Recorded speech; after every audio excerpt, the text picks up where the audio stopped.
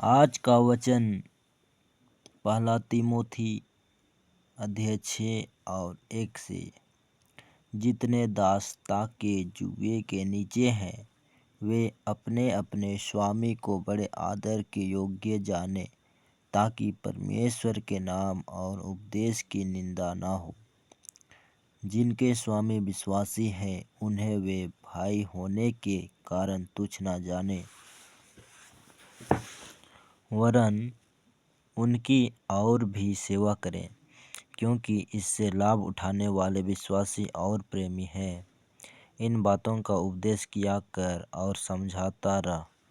यदि कोई और ही प्रकार का उपदेश देता है और खरी बातों को अर्थात हमारे प्रभु यीशु मसीह की बातों को और उस उपदेश को नहीं मानता जो भक्ति के अनुसार है, तो वह अभिमान हो गया और कुछ नहीं जानता, वरन उसे विवाद और शब्दों पर तर्क करने का रोग है, जिससे डाह और झगड़े और निंदा की बातें और बुरे बुरे संदेह और उन मनुष्यों में व्यर्थ झगड़े रगड़े उत्पन्न होते हैं, जिनकी बुद्धि बिगड़ गई है और वे सत्य से विहीन हो गए हैं, जो समझते हैं कि भक्ति कमाई का द्वार है।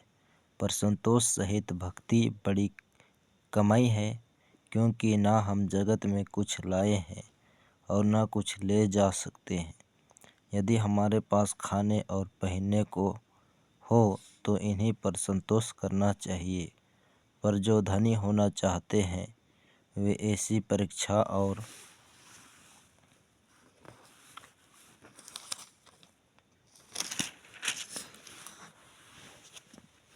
फंदे और बहुत से व्यर्थ और हानिकारक लालसाओं में फंसते हैं, जो मनुष्यों को बिगाड़ देती है और विनाश के समुद्र में डुबा देती है। क्योंकि रुपये का लोभ सब प्रकार की बुराइयों की जड़ है, जिसे प्राप्त करने का प्रयत्न करते हुए बहुतों ने विश्वास से भटक कर अपने आप को नाना प्रकार के दुखों से छलनी बना लिया है। पर हे परमेश्वर के जन, तू इन बातों से भाग और भक्ति, धर्म, भक्ति, विश्वास, प्रेम, धीरज और नम्रता का पीछा कर। विश्वास की अच्छी कुश्ती लड़ और उस अनंत जीवन को धर ले, जिसके लिए तू बुलाया गया और बहुत से गवाहों के सामने अच्छा अंगीकार किया था।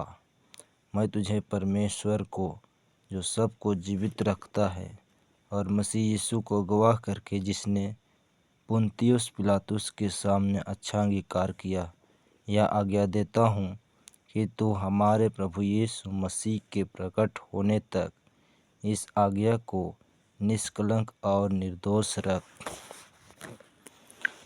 जिसे वह ठीक समय पर दिखाएगा, जो परम धन्य और एकमात्र अधिपति और राजाओं का राजा और प्रभुओं का प्रभु है, और अमरता केवल उसी की है। और वह अगम्य ज्योति में रहता है, और न उससे किसी मनुष्य ने देखा और न कभी देख सकता है।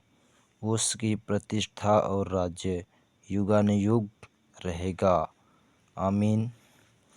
इस संसार के धनवानों को आज्ञा दे कि वे अभिमानी न हो और चंचल धन पर आशा न रखें, परंतु परमेश्वर पर, जो हमारे सुख के लिए सब कुछ बहुतायत से देता है, वे भलाई करें और भले कामों में धनी बने और उदार और सहायता देने में तत्पर हो, और आगे के लिए कुछ अच्छी नींव डाल रखें कि सच्चे जीवन को वश में कर ले।